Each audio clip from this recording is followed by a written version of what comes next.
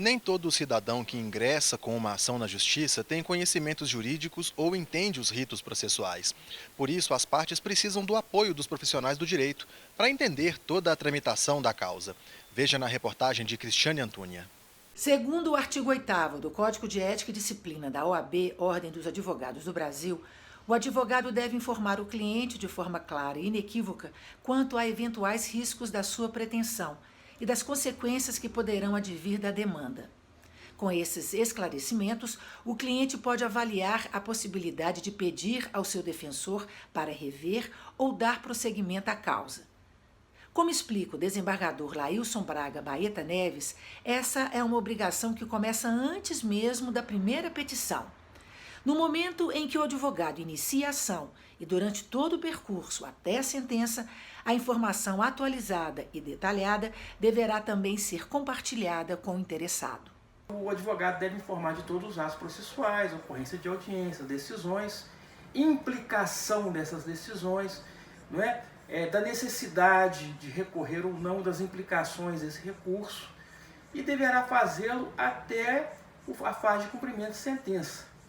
Em caso de a demanda não ter sido acolhida, o pedido ou contra-pedido, deverá o advogado informar das possibilidades de recurso e dos riscos. Outra obrigação do advogado é informar o seu cliente de eventuais penalidades, como litigância de má-fé, multa por descumprimento, para que ele não incorra em maiores prejuízos.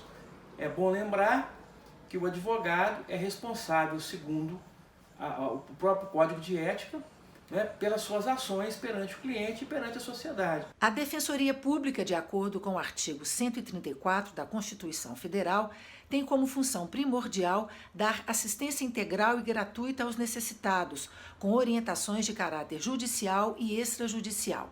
Lá, a prestação da informação ainda traz uma inovação.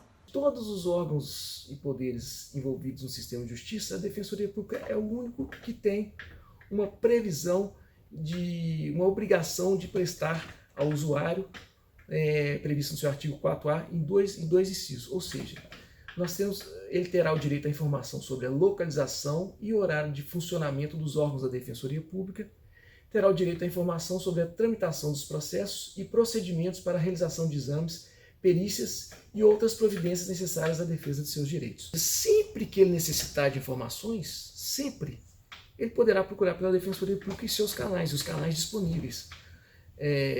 Nós temos hoje, inclusive, o SAP, que é o Serviço de Atendimento Processual.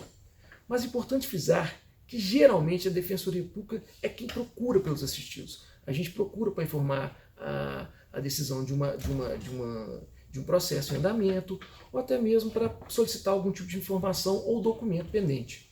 Dessa forma, é necessário que o assistido mantenha sempre seu cadastro atualizado junto à Defensoria Pública. E nessa relação de confiança entre advogado ou defensor público e seus clientes e assistidos, nem todas as informações do andamento da causa precisam ser comunicadas. Um advogado, às vezes, não vai ficar comunicando ao seu cliente que o processo foi concluído ao juiz. Ele não vai ficar comunicando ao seu cliente que o processo hoje está com vista para o perito. Mas ele tem que comunicar ao cliente os principais atos, as principais decisões. Principalmente uma decisão contrária para que o cliente possa saber os riscos que esse processo está na esfera da responsabilidade do seu cliente. Então, ele tem que comunicar, o ideal é que ele comunique ao seu cliente os principais atos, as principais decisões, o que está acontecendo naquele processo. E qualquer outra comunicação do andamento quando perguntado pelo seu cliente.